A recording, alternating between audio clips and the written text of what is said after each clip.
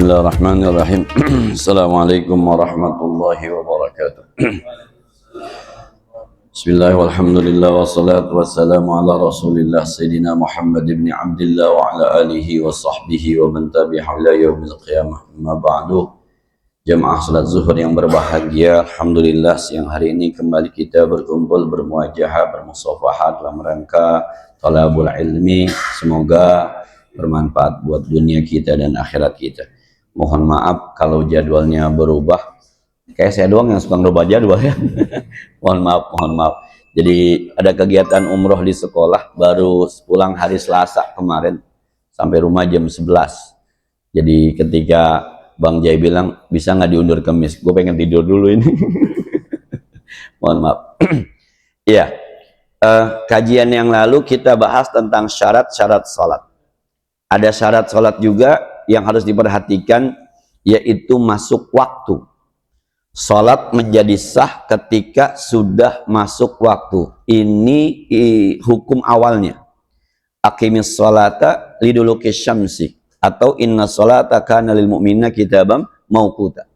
Bahwa orang Islam itu, orang mukmin salatnya sudah ditentukan waktunya. Nggak boleh kurang, nggak boleh lebih. Nah, cuma patokan sholat di kita nih, Indonesia khususnya lebih hebat ini, liduluki syamsi, aqimis sholata liduluki syamsi ila ghasaqil laili wa qur'anal fajri inna qur'anal fajri kana mashhuda. Dirikanlah salat ketika matahari tergelincir, agak nyorong ke sebelah barat. Makanya kalau dulu sederhananya Nabi, ini ada tongkat lurus, taruh gitu. Nanti kalau bayangannya sudah ke sana sedikit, sebab kalau sudah lurus begitu nggak ada bayangan. Tapi kalau matanya sudah kemari, nanti ada bayangan sedikit kemari. Ini namanya duluki syamsi, zuhur. Dah, ila ghasaqil laili, sampai malam. Sampai malam itu, nanti kalau ini kita bikin 30 cm, bayangannya sampai 30 lewat sedikit, 32, 33, asar. Tuh, berarti habis waktu zuhur. Sampai malam hari itu ketika matahari terbenam, maghrib. Ketika matahari terbenam itu ada mega warnanya merah, kuning, merah. Kalau meganya hilang semua gelap, isya. Nanti ketika matahari mau terbit, itu ada sinar yang panjang lu ke atas tuh, itu namanya padar kijib. Belum waktu subuh. Nanti dia naik lagi baru ada sinar yang membentang, itu namanya padar sadik, itu baru subuh. Matahari patokannya.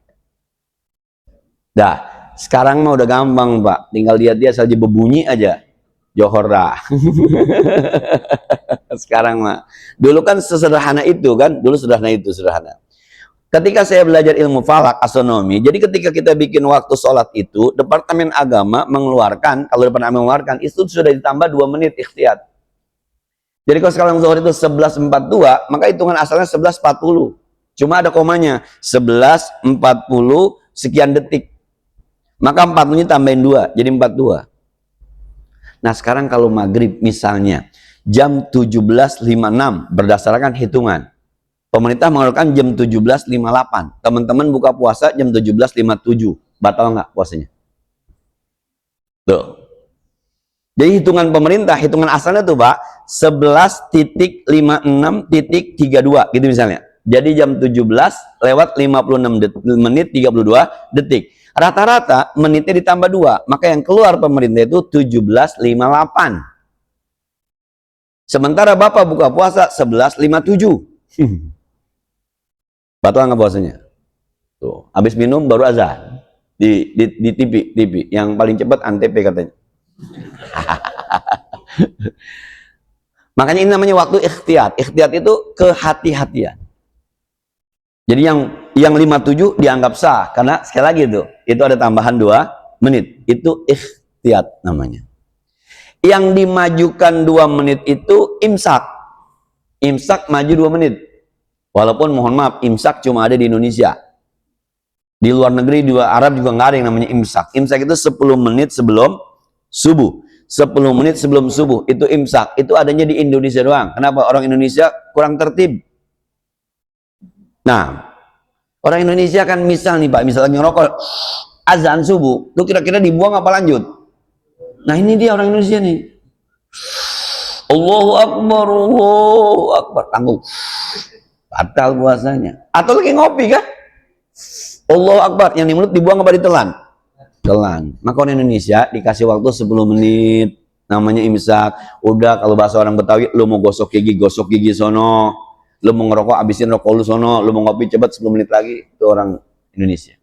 Asalnya Pak, nggak ada Pak. Hukum imsak itu nggak ada. Ya puasa dari subuh sampai maghrib.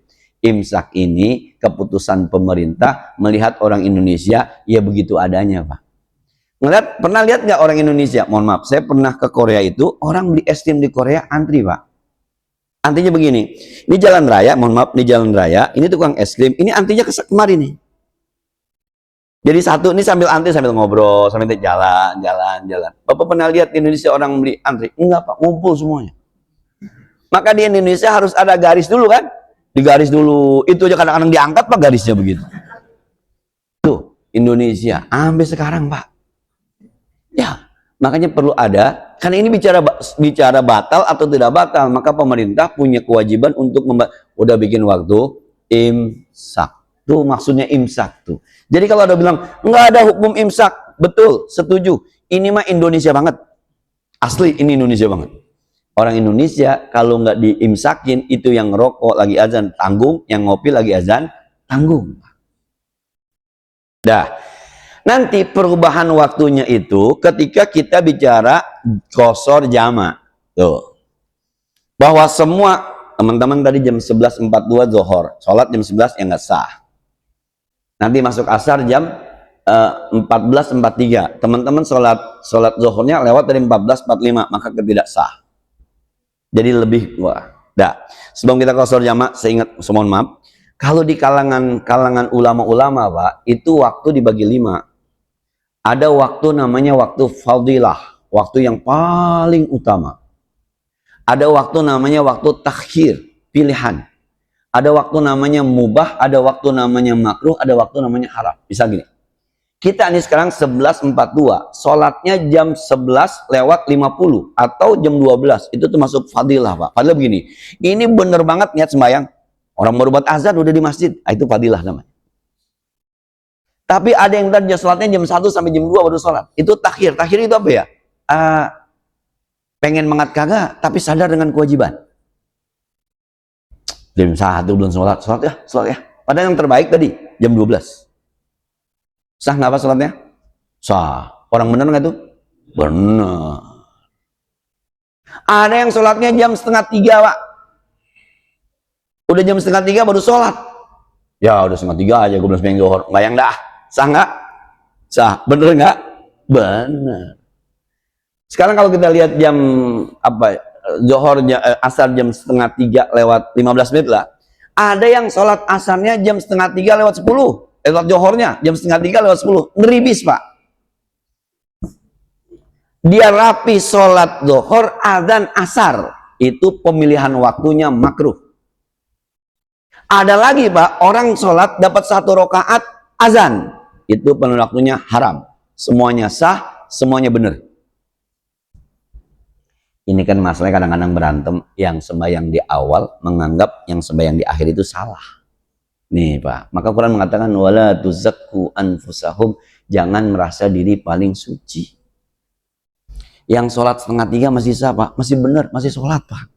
Cuma memang kalau di sekolahan mak nilainya pas dengan KKM.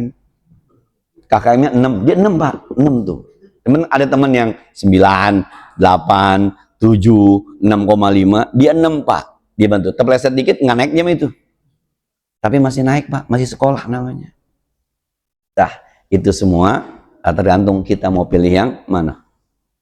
Jadi semua sholat tuh ada 5 waktu tuh. Yang paling hebat, fadilah. Dah. Waktu sholat ini menjadi berubah ketika ada qashar jamak. Nah, saya ngulang aja Pak. Saya kira ini pemain semua qashar jamak. Ini kan teman-teman yang sering keluar negeri kan, sama keluar angkasa, bisa keluar daerah biasa begitu. Saya kemarin ada ketika naik pesawat tuh jam 11.50 dari Jakarta. Saya bilang begini, kalau bisa jamaah, bukan kalau bisa, semuanya punya air wudhu ketika naik pesawat. Itu kan 11.50 Pak udah zuhur. Maksud saya tuh pas duduk di pesawat udah sholat aja gitu. Jangan nungguin terbatal, khawatir batal kan. Nah, Jadi udah terbang cukup lama, orang nanya, Ji, sembahyang zuhurnya kapan? Lah, emang belum? Belum. Kemana aja? Itu maksud saya, Pak. Perlu dijelaskan ulang, sebab kadang-kadang memang ada yang awam. Ada yang awam. Nah, qasar jamak ini ada. Yang pertama ada jamak. Jamak itu kan menggabungkan dua sholat. Tapi paketnya cuma dua, Pak. Zuhur, asar, maghrib, isya. Tidak ada paket zuhur sama subuh. Nggak ada. Atau isya sama subuh. Nggak ada. Paketnya cuma dua. Jangan habis sembahyang isya, sembahyang subuh. Besok jadi nggak sembahyang lagi. Kalau itu ada, paling laku paket tuh, Pak. Atau subuh sama zuhur. Jadi subuhnya kesiangan, nanti sholatnya bareng zuhur. Itu paket paling laku, Pak. Paketnya cuma zuhur dengan asar, maghrib dengan isya. Ada dua paket, ada namanya takdim, ada namanya takhir. Takdim dari kata qaddama, majuin. Qaddama yuqaddimu takdiman. Maka bola semalam namanya qurratul qadam. Qadam itu kaki, kaki itu selalu nendangnya ke depan, Pak. Kalau mundur ke belakang, bunuh diri namanya. Ya udah yang kalah-kalah. Nah, udah kita amat benang baru-baru ya. Ya. Itu dimajuin, majuin itu. Salat zuhur dan salat asar digabung jadi satu di waktu zuhur. Itu namanya takdim, maju, ditarik. Jadi Bapak habis salat zuhur kemudian salat asar. 4-4. Itu jamak tanpa qasar. Atau nanti sholatnya, nanti aja deh, sholatnya di asar. Berarti sholatnya, sholat zuhur dan asar dilakukan di sholat asar. Itu namanya mundurin, didorong, takhir, akhirut takhirat. Sholat zuhur 4, sholat asar 4. Ada sebagian ulama mensyaratkan begini, kalau jamak takdim, zuhur, asar, asar ditarik ke zuhur, maka harus sholat zuhur dulu, baru sholat asar. Kenapa? Sebab zuhur sudah masuk waktu, asar belum masuk waktu. Dia numpang di zuhur. Kalau Betawi bilang ngendon, ya, numpang. Tapi kalau sholat asar, kalau jamak takhir, silahkan Anda mau mana duluan. Zuhur boleh, asar boleh. Kenapa? Sebab asar udah masuk waktu, zuhur udah lewat waktunya. Terserah mau mana duluan. Bapak-bapak, kalau lagi berjamaah, jamak takhir atau jamak takdim, nggak usah nanya apaan duluan, nggak usah. Sebab imamnya niatnya asar, makmumnya zuhur, sah. Beda niat, sah. Nggak usah pakai nanya, apa dulu nih? Nggak usah. Datang belakangan, sembahyang apaan nih? Udah jangan nanya, takbir aja. Lu maunya apa? Tuh. Nah, ini jamak takdim, jamak takhir. Lalu ada qasar. Saya lupa ayatnya. Wa idza darabtum fil ardi fala junaha 'alaikum an taksuru minas shalah. Kalau kau musafir di muka bumi, maka tidak ada larangan kalian, tidak ada dosanya kalian mengqasar salat. Jadi kalau teman-teman pergi jauh, ada ulama mensyaratkan kalau perjalanannya darat sehari semalam, ada yang menggunakan pakai bahasa 90 km gitu ya. Ada yang menggunakan masyakotnya agak sulit segala macam. Ah, pokoknya jalan jauh lah. Wa idza darabtum ay safartum. Kalau kau jalan jauh, maka boleh mengqasar salat. Ini dalam rangka apa saja kecuali maksiat. Pergi jauh, silaturahmi. Ustaz, saya mau kondangan ini ke Cirebon, emang boleh? Saya mau kondangan ini ke Situbondo, emang boleh? Saya mau lihat pesantren yang rubuh, boleh, boleh. Yang nggak boleh itu musafirnya dalam rangka maksiat. Kalau musafirnya mubah, apalagi si sunnah, umroh, apalagi wajib haji, silahkan. Boleh mengqasar sholat. Qasar itu, sholat zuhur 2, sholat asar 2. Jangan pakai qobliyah, Pak. Jangan pakai ba'diyah. Yang wajib aja lu ringkas, lagu-laguan pakai qobliyah, pakai ba'diyah. Nah, yang wajib aja diskon 50%. Kalau sunnah dikerjain, tadi yang wajib nggak usah diskon. Jadi qasar jamak begini, Pak. Bapak boleh qasar tanpa jamak, Bapak boleh jamak tanpa qasar. Zuhur 4, asar 4, dah berarti jamak tanpa qasar. Qasar 2, jalan lagi. Asar 2, jalan lagi. Maghrib 3, jalan lagi. Pas waktu isya 2, berarti qasar tanpa jamak. Ini bukan harus satu paket qasar jamak, enggak. Mau jamak saja silahkan, mau qasar saja silahkan. Mau digabung jamak qasar silahkan. Nah, ini enaknya ini. Begitulah kan dari awal saya bilang qillatut taklif. Syariat itu ditetapkan untuk menyedikitkan beban.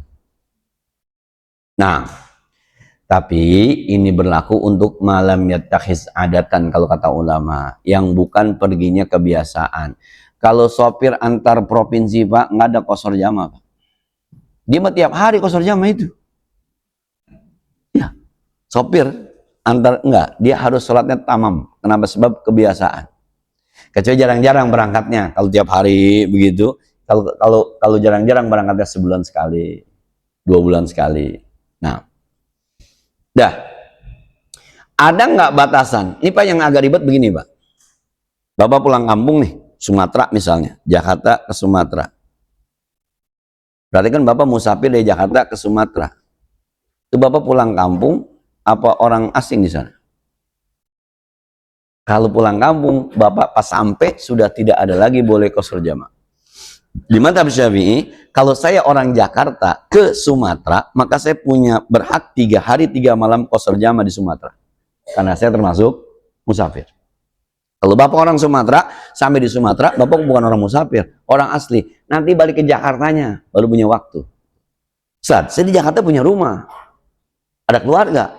Berarti Bapak musafirnya cuma di jalanan doang. Di tempatnya bukan musafir. Nah, dah biasanya sih Pak nggak enak Pak. Apalagi kita umroh, kita haji, sampai di Masjidil Haram, masih qashar aja, nggak enak Pak. Udah di Masjidil Haram, masih qashar aja.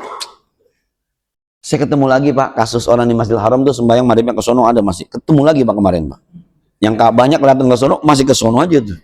Ketemu lagi. Dan bahkan ada yang mohon maaf, Ka'bahnya di sono. Bismillahirrahmanirrahim. Bismillahirrahmanirrahim. Ada yang ke sono Pak. Jadi ada lampu hijau. Kan lampu hijau itu lempengan Hajar Aswad buat kita menandakan dimulai tawaf. Harusnya istilahnya itu ke Ka'bah. Dia ke lampu hijaunya Pak.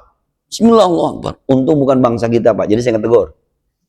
Saya nggak bisa negurnya Pak. Nah, bisa.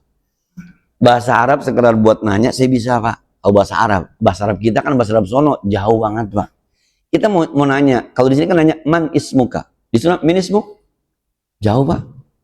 Aina anta bukan, feninta, inta sakin fen, lu tinggal di mana? Inta sakin fen, bukan anta, inta. Yang main kepala saya dibotakin nih. Kullu, hada kullu. Nggak mau dia. Lah, hada bas. Bas apa coba? Ini doang. Hada bas. Iya, pala aja, 10 real. Kalau mari tambah lagi 5 real. Nah, sekedar itu saya bisa. Tapi kalau orang lain, waduh, nggak bisa.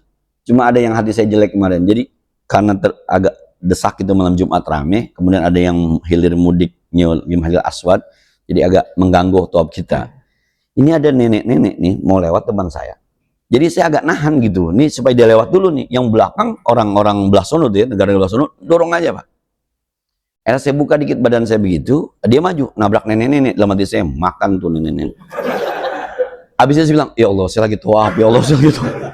Lagi nih maksa aja nih, maksa di belakang. Kan dia tinggi, dia lihat ini ada nenek-nenek mau lewat maksud saya. Maka saya berhenti sebentar supaya dia lewat dulu. Ini maksa nih. Akhirnya saya buka dikit, dia nabrak begitu. Sama dia saya, bang, makan tuh nenek-nenek Pak. Dah. Nah ini qashar jama'. Nah soal apakah syaratnya harus ABC itu ulama berbeda pendapat. Udahlah, yang Bapak dapat ngaji aja di kampung. Kalau kata, ke Bandung udah boleh qashar jama'. Kerjain aja Pak. Kalau ada gurunya yang nanggung jawab. Oh ke Bandung mau belum bisa. Ada yang bilang begini, kalau lu jalan-jalan bukan kemana-mana gak usah qashar jama'. Masa senang-senang qashar jama'? Tuh ada juga guru yang ngajarin begitu. Tuh gurunya nggak pernah senang tuh kayaknya. Kan saya bilang tadi, ini musafir mubah sebenarnya. Mau senang-senang silakan aja. Bapak jalan-jalan sama keluarga ke Jogja, ya qashar jama' lah. Ini saya lihat, saya sampaikan beberapa pendapat Pak. Mazhab Hanafi, kalau ada orang musafir tidak qashar, tidak jama', tidak sah salatnya. Mazhab Hanafi. Tadi ayat yang tadi tuh ayat tadi ada lanjutannya. Wa idza darabtum bil adi, kalau kamu musafir di muka bumi maka tidak kenapa kamu qashar salat kamu ketika kamu merasa tidak aman. Itu ada ayat belakangnya. Apakah merasa tidak aman ini menjadi ilat? Artinya kalau udah aman nggak boleh dong, gitu. Itu ditanya kepada Rasulullah. Kata Rasulullah, hadihi hadiyatun minallah, faqbalu hadiyatallah. Ini hadiah dari Allah, terima hadiah itu. Maka kata Abu Hanifah, yang nolak hadiah Allah dosa. Yang jalan musafir tidak qashar jama', sholatnya tidak sah. Mazhab Hanafi. Kalau mazhab Maliki mengatakan sunnah muakkad qasar jamak.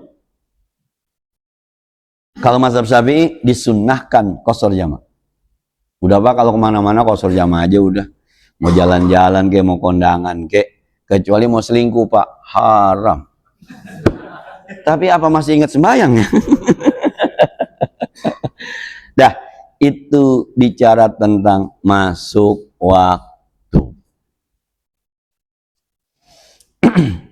Dah, selesai saya kira perkara syarat. Saya ulang ya, ada syarat, ada rukun. Syarat sholat itu yang pra sholat. Jadi yang harus dipenuhi sebelum sholat. Belum masuk waktu sholat, belum masuk kerjaan sholat. Islam, balik, berakal, suci pakaian, suci di hadas besar, hadas kecil, masuk waktu. Dah. Yang lain-lain saya kira udah paham semuanya.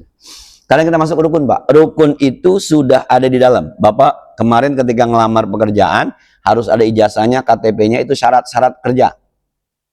Tapi kalau itu nggak bisa kerja Pak. Dah, sekarang diterima, masuk menit. Ada rukunnya Pak. Rukun kerja, 1, masuk jam 8. Gitu ya. Istirahat jam 12. Masuk lagi jam 1. Keluar lagi jam 5. Gajinya 15 juta. Per tanggal 15, koma semua. Nah, saya begitu. Ustadz kan gajinya 10 koma. Iya, setiap tanggal 10 pada koma. Rata-rata itu. Nah, yang pertama Pak. Ini yang menjadi perbedaan pendapat. Niat. Imam Ghazali agak rumit sebenarnya. Sebenarnya Bapak niat dulu apa takbir dulu sih? Ada niat, ada takbiratul ihram. Yuk. Bapak niat dulu apa takbir dulu? Niat. Berarti belum sholat dong? Berarti niat syarat, bukan rukun. Coba. Dah. Yang menyebabkan kita, kan Allahu Akbar, takbiratul ihram. Sholat itu dimulai dengan takbir, diakhiri dengan salam. Berarti yang mulai sholat itu adalah takbir. Niat masuk rukun apa masuk syarat? Rukun. Emang mana duluan antara niat sama takbir? Niat. Berarti niat syarat mestinya ya. Lu takut amat? Iya aja kata. Nggak dosa, nggak dosa. Kajian-kajian semacamnya nggak dosa Pak. Kagak. Iya Ustaz, ya tinggal gitu doang, nggak usah bingung, kayaknya takut amat. Nggak masuk neraka gara-gara ngerubah niat sama rukun ya. Kan masih yang penting mah sholatnya. Maka kata Imam Ghazali, lebih baik niat itu dipakai buat syarat. Kenapa? Orang awam bingung. Sampai ini ada ulama, niat sama takbir harus bareng, gitu ya. Maka ada yang panjang tuh. Oh, di sininya nih belum nyambung-nyambung. Oh. Pernah nggak lihat di kampung begitu tuh? Kadang-kadang kagak jadi, Pak. Allah, astagfirullahaladzim, ya Allah. Allah, astagfirullahaladzim. Aduh, lama Pak. Kalau kata saya sih, karena memahami niatnya bukan kurang bener sih, bukan kagak bener, kurang lebih bener. Niat itu kan Pak, kalau dulu kita baca di kitab di sini dulu 8 tahun yang lalu, nama kitabnya Sabinatun Najah. An-niyatu qasdu syai'in muqtarinan bi fi'lihi wa mahalluha qalbu wa talaffuzu biha sunnatun. Niat itu ada keinginan di sini. Ada keinginan. Tadi Bapak ketika wudhu mau ngapain coba? Sholat. Itu berarti udah niat sebenarnya. Udah tinggal takbir doang. Allahu Akbar. Bapak masuk ke depan mau ngapain emang? Mau sholat. Sholat apa? Ilok sholat maghrib. Kalau kata beliau ilok sholat maghrib. Jadi niat itu qasdu syai'in, menginginkan sesuatu, muqtarinan bipilih, dilanjutkan dengan kerjaannya. Bapak masuk ke warung Padang mau ngapain? Udah itu mah, nggak usah pakai gue mau makan nih, nggak usah begitu. Tapi ada juga kan, woi ngapain? Oh masuk warteg makan. Ah itu yang sholatnya pakai usoli. Kadang-kadang ke warteg, Mbak saya makan dong nasi. Kata mbaknya nggak usah mau makan, kemari pasti makan. Tapi kan kadang Mbak saya makan dong kasih nasi. Nggak usah pakai makan juga makan, cuma buat menguatkan doang bahwa saya kemarin emang mau makan. Itu yang pakai usoli. Usolli fardo, nggak pakai usolli juga udah pasti orang udah di sini mau ngapain juga. Maka di kitab itu tuh watalaffuzu biha sunnatun wa mahalluha qalbu, tempatnya tuh di hati, melapazkannya adalah sunnah. Saya ulang, melapazkannya adalah sunnah. Lapaz usolli mohon maaf bukan niat, itu lapaz niat, diluruskan itu. Niat mah di sini adanya nih. Nah, di sini adanya. Ya teman-teman yang berdiri, Allahu Akbar. Saya kagak niat. Niat di sini, lu kagak lihat itu. Usolli, itu baru niat, belum tentu juga. Kalau hatinya nggak pengen. Tapi di sini nih, kalau kata Imam Nawawi Al-Bantani dibilang, litu inal kolba, supaya mulut itu membantu hati. Supaya nih hati jelas, lu kan mau sembayang, gua katin lah, gua mau sembayang, dohor. Biar hati makin, iya, nih johor, gitu. Dah. Jadi Pak, niat itu apa ya? Kadang-kadang orang terjebak pada usolinya. Saya dulu pernah belajar Pak, ya lagi ya, karena di tempat saya kan memang pakai usolid sampai saat ini. Itu kadang-kadang terjebak pada usolinya. Ada yang usulnya banget. Usoli fardhu zuhri. Kita asal nyebut aja itu sok usoli, jangan usoli. Usoli fardhu zuhri arba'a rakaatin. Lama Pak. Padahal niat itu di sini. Kayak gini Pak. Bapak mau keluar kota, mau musafir, mohon maaf deh ya, mau umroh lah begitu, kan udah bayar, dikasih koper, masukin baju, kain ihram. Itu kalau ditanya mau kemana, nggak pakai ditanya Pak, itu pasti dia bilang mau umroh, mau haji. Itu niat namanya. Jangan nanti di tengah jalan, yuk kita qashar jamaah, saya gue belum niat musafir, lah itu ngepak koper mau ngapain? Itu niat namanya tuh. Puasa Ramadan, Bapak nyaur? Nyaur mau ngapain? Puasa. Berarti nyaur itu sebenarnya di hatinya ada besok mau puasa. Itu namanya niat.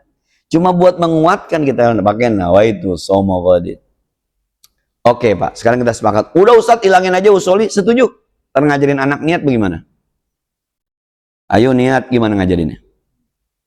Anak kita yang masih TPA, baru belajar puasa, kelas 4 SD, umur 5 tahun, bagaimana? Ayo niat. Niatnya gimana Pak? Dalam hati, bagaimana coba ngajarinnya?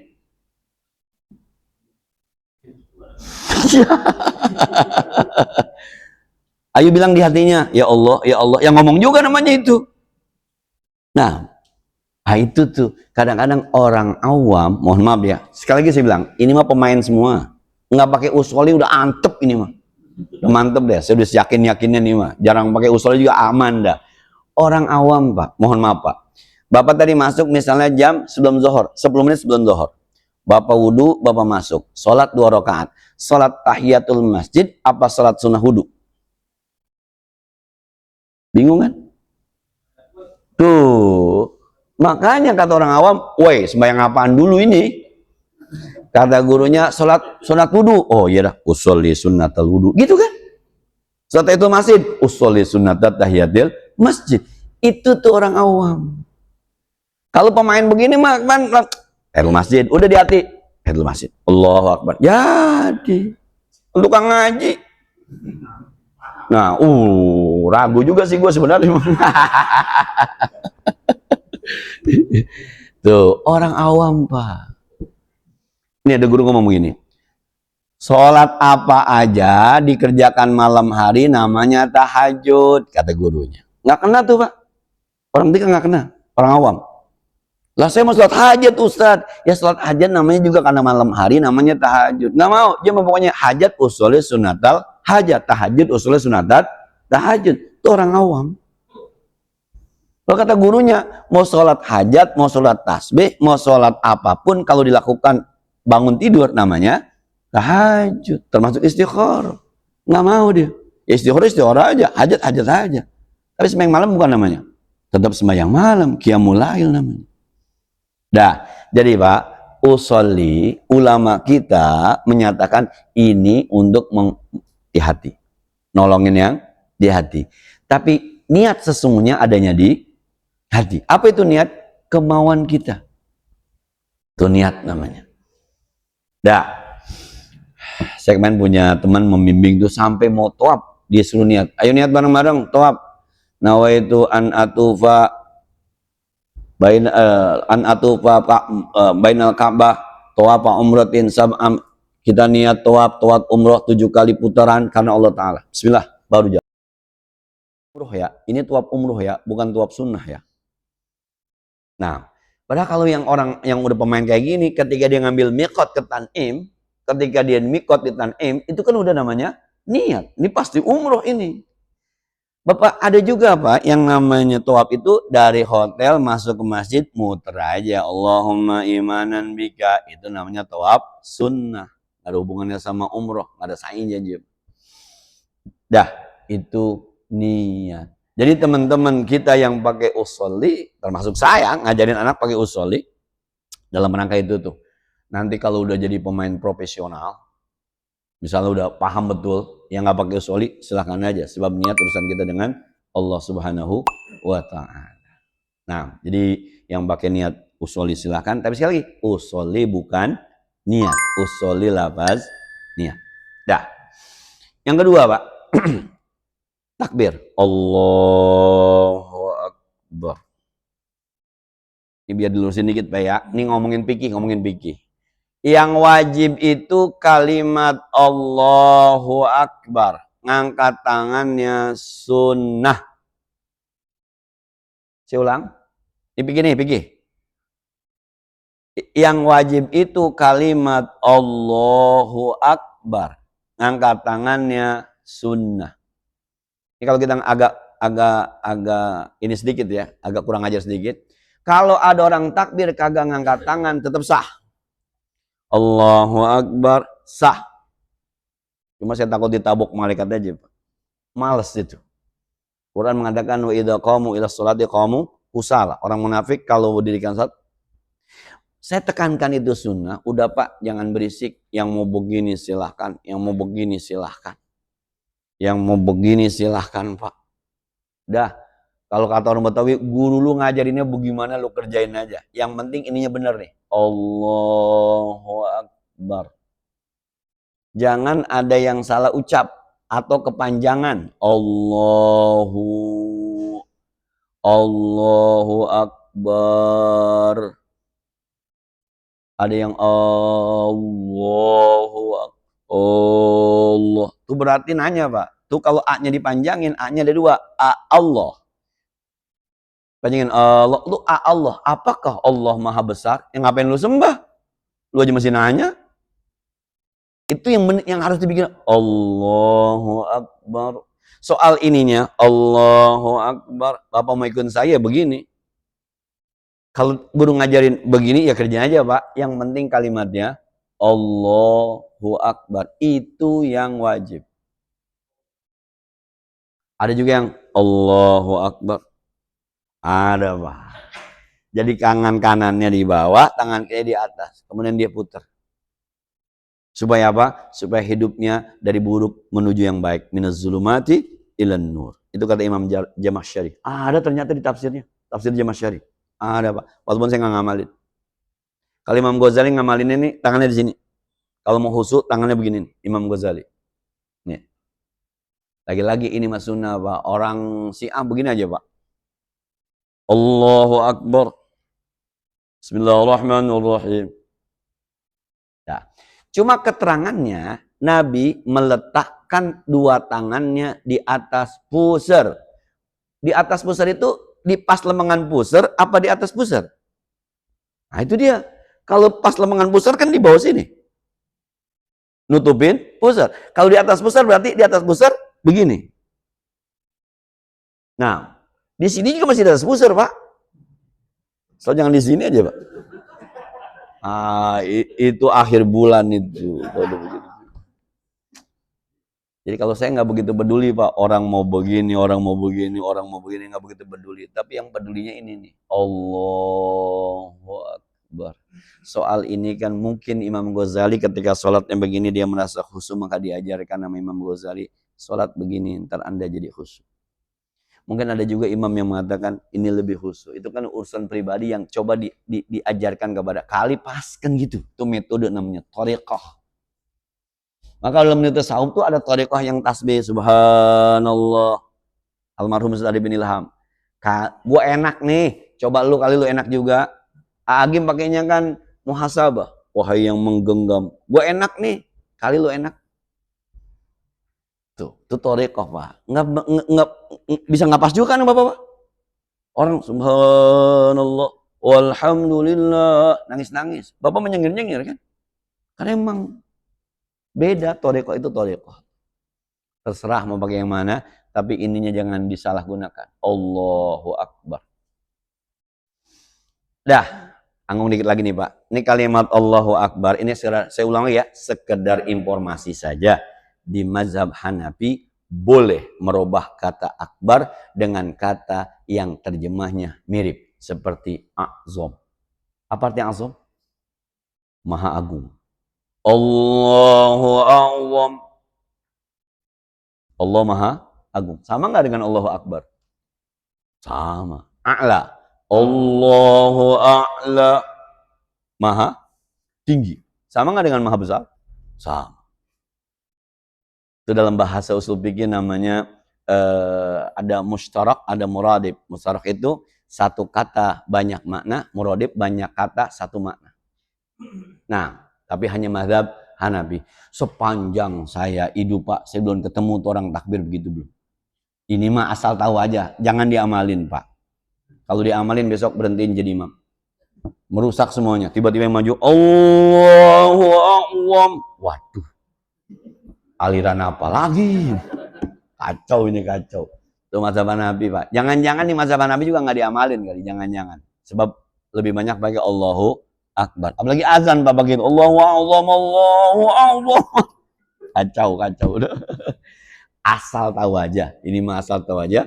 Dalam dunia usul fikih ada namanya muradib. Muradib itu banyak kata satu makna. Jadi Allahu Akbar, Allahu A'zam, Allahu A'la, Allahu Ajal gitu. Nah, sampai sini saya kira sementara kita sampai insyaallah nanti kita akan ngomongin surah Al-Fatihah. Dari mulai bismillahnya sampai waladhdallinnya. Kalau mau dibahas terjemahnya maksudnya yaitu kita main di situ dari mulai rukun segala macam sampai terjemahnya, sampai maksudnya, sampai isinya. Ya biasanya satu pertemuan satu ayat biasanya Mak. Tapi Haji Ustaz mah asik sih jadi lama itu bahasannya. Dah, sebagaimana biasa teman-teman barangkali tadi sampaikan yang ada pertanyaan tentang ini atau tentang lainnya dipersilahkan.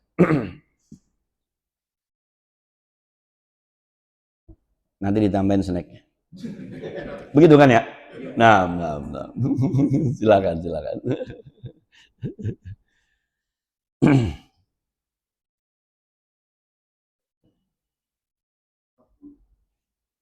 Ya, silakan.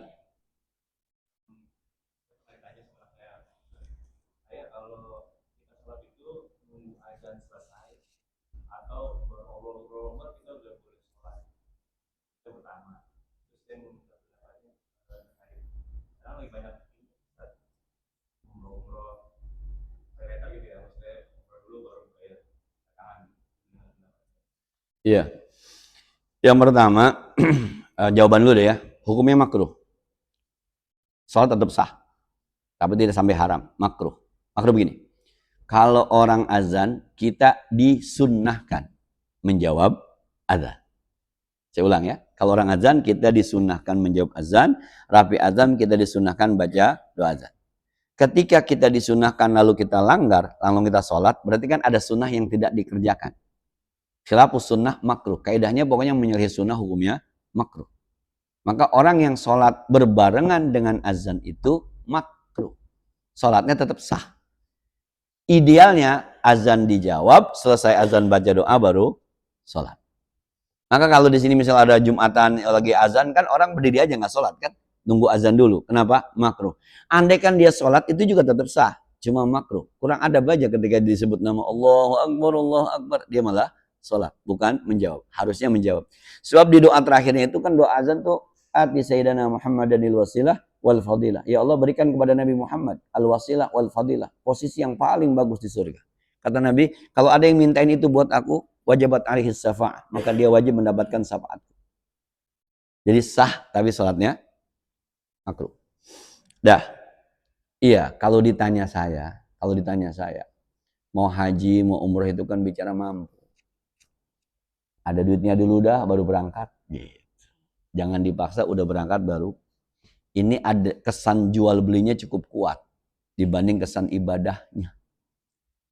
Nah, jadi kalau teman-teman ada yang pergi dulu baru dicicil, hindari. Ibadah ngutang gimana ya? Ibadah ngutang gitu. Hindari. Kalau bagi saya, mampu dulu, ada rezekinya memang cukup, nanti baru berangkat. Beda kalau misalnya, kalau saya di sana tuh, nih mau berangkat, biasanya kalau saya berangkat September, nggak September, Oktober tiap tahun tuh dari awal udah dibuka, yang mau nabung silahkan. Nabung dalam arti lunas, berangkat. Bukan berangkat dulu baru. Kalau saya ditanya, apa ya, umroh itu lebih ibadahnya. Kata teman begini, kita mah pokoknya dampingin aja jamaah, yang bisnis mah travel aja gitu. Itu kan bisnis itu, seakan-akan umroh itu sebuah produk dijual dengan cara cicilan. Seakan-akan. Mohon maaf nih, kalau kedengaran di mana-mana ini masih rame nih urusan. Tapi kalau ditanya pendapat saya, ada rezekinya dulu, baru umroh. Baru umroh. Ustaz, ada umroh yang mahal, ada yang murah, itu mah biasa. Pesawatnya beda, hotelnya beda, apa namanya, ininya beda, itu biasa itu mah. Yang demen sama yang murah, silahkan aja. Yang penting sampai bisa tawaf, bisa sa'i. Yang carinya nyaman, ya mahalan dikit, bintang 5, kan gitu. Nah, tapi kalau teman-teman yang baru umroh, pokoknya nggak peduli mahal murah biasanya, yang penting sampai. Tapi sekali lagi, yang pertama tadi, kalau ditanya pendapat saya termasuk yang ini kok umroh jadi semacam barang dagangan ya, bukan ibadah. Mampukan dulu saja baru kemudian umroh. Nah, apa lagi? Ya. Nah. Jadi ada kasus apa ya? Waktu itu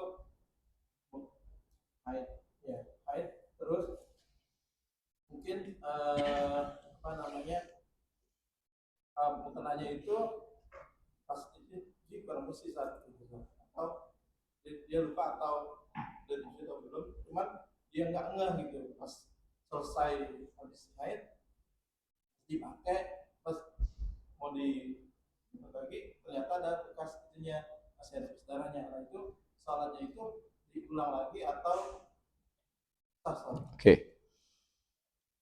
Kalau menggunakan mazhab Syafi'i, masih cukup nggak waktu untuk mengulang? So, kalau masih cukup, maka harus diulang. Kalau menggunakan mazhab Maliki, sadarnya kapan dia? Kalau sadarnya udah selesai, berarti udah, nggak ada masalah. Sebab ketika dia sholat tadi, dia keyakinan mukenanya bersih. Dia punya keyakinan mukenanya bersih. Rapi sholat, sampai dia assalamualaikum warahmatullah, dia punya keyakinan mukenanya bersih, sah itu. Maka tidak perlu diulang. Tapi kalau ketahuannya di tengah-tengah sholat, rakaat terakhir, pas tayat akhir, lihat, lah ini darah, batal. Harus diulang. Karena ada bagian sholat yang dia tidak yakin atau dia yakini bahwa bajunya tidak suci. Saran saya menggunakan mazhab Syafi'i. Kalau memang waktunya masih ada, misal dia sholat sekarang nih jam 1 lah. Kemudian jam 1:10 udah selesai, lah ini ada darahnya. Masih lama kan? Ulang. Karena jelas bahwa dia sholat menggunakan pakaian yang tidak suci. Nah, cuma kalau udah malas-malas pakai mazhab Maliki tadi. Gitu. Ya. Kalau misalkan masuk haid, ini kan wanita masuk haid, kan jam 1, nah dia belum Sholat zuhur. Nah itu apakah ketika nanti sudah bersih dari haid itu zuhur belum dikodok atau? Iya, wajib dikodok. Wajib disolat. Sekarang ini udah masuk waktu zuhur. Dari jam 11.42 udah waktu masuk zuhur. Artinya istri kita sudah wajib sholat. Mundur, belum sholat, datang haidnya. Jam 1. Datang haidnya. Berarti kan istri kita punya kewajiban sholat. Satu waktu yang belum ditunaikan. Nanti ketika dia suci, yang itu tuh harus disolatin. Karena dari jam 11.42 dia punya kewajiban sholat zuhur. Begitu ke sucinya. Jam berapa sucinya? Tuh. Ustaz, saya sucinya nggak ketahuan. Bangun-bangun subuh, udah suci. Ketika tidur masih head. Masih head. Dikit lagi. Maka ada kemungkinan dia suci jam 12 malam, jam 2. Masih ada waktu isya nggak? Masih. Maka ketika dia suci, dia punya kewajiban sholat isya. Maka kalau kasusnya kayak gitu tuh, berarti ketika subuh, dia mandi, dia sholat subuh, sholat isya, dan sholat zuhur. Paham ya, Pak? Bini kita nih, Pak, amanah kita nih. Nah, Jadi kalau sekarang nih jam 1 dia head belum sholat zuhur, dia mau ngejar sholat zuhur 4 rakaat. Sucinya dia nggak tahu jam berapa. Bangun subuh sudah suci. Berarti dia punya kewajiban sholat isya. Maka dia mandi menjelang subuh, subuhnya dia sholat subuh 2 rakaat, sholat isya 4 rakaat, sholat zuhur 4 rakaat. Kata bini kita, banyak amat. Lu praynya lebih banyak dari ini, gitu. Omelin begitu aja. Lu liburnya lebih banyak dari ini. 7 kali 5 waktu, 7 kali 17 rakaat. 7 hari kan rata-rata? Lu lebih banyak liburnya. Elah, timbang 10 rakaat aja. Kalau gue bayar 100.000, gitu. Gitu ya. Nah, benar. Ada lagi? Iya, silakan.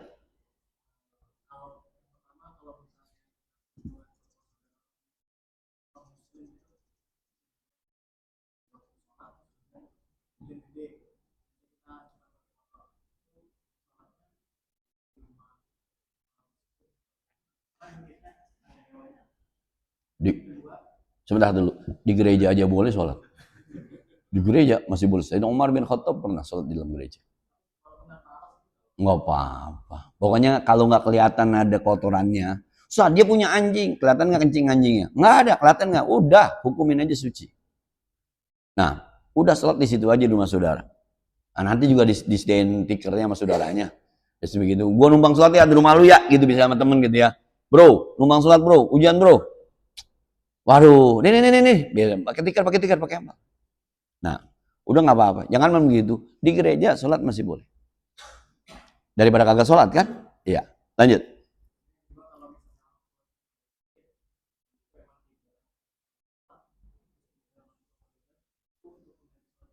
Iya. Kalau orang tua kita sakit di ICU tidak sadar, emang nggak wajib sholat. Kan kemarin kita bahas, yang sholat itu harus berakal. Sholat itu kan Islam, balik, berakal. Lah orang tua kita di ICU nggak sadar, sampai meninggal, kan nggak sadar kan? Nggak sadar berarti tidak berakal. Dia tidak wajib sholat. Yang wajib sholat itu mohon maaf, dia sadar di ICU. Dia sadar, tapi di ICU. Susah sholatnya. Dia sholat sih, cuma sekedarnya. Ya, mungkin di sini, akhirnya nggak sadar, akhirnya meninggal. Ada 3 hari yang dia sadar. Boleh nggak Ustadz kita sholatin? Oh boleh, silahkan.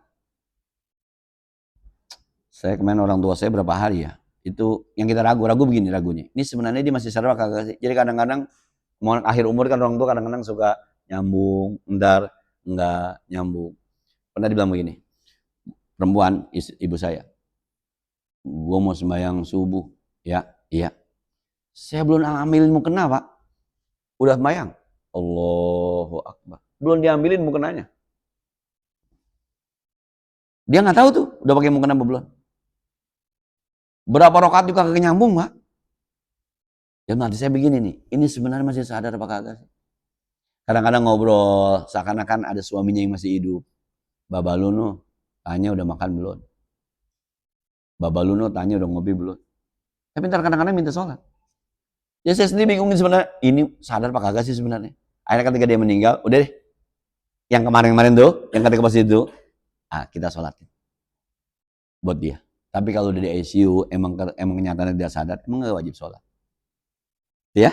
Nah, cukup deh ya. Cukup ya. Ntar kalau makan banyak, habis itu ininya. Mudah-mudahan ada manfaatnya dia. Al-Fatihah. Bismillahirrahmanirrahim. Alhamdulillahirabbil alamin. Arrahmanirrahim. Maliki yaumiddin. Iyyaka na'budu wa iyyaka nasta'in. Ihdinas siratal mustaqim. Siratal ladzina an'amta 'alaihim ghairil maghdubi 'alaihim waladdallin. Allahumma shalli wa sallim wa karim wa barik 'ala sayyidina Muhammad wa 'ala ali sayyidina Muhammad. Allahumma anfa'na bima 'allamtana wa zidna 'ilman yanfa'una. Sallallahu ala sayyidina Muhammadin wa 'ala alihi wasallam. Alhamdulillahirabbil alamin. Assalamualaikum warahmatullahi wabarakatuh.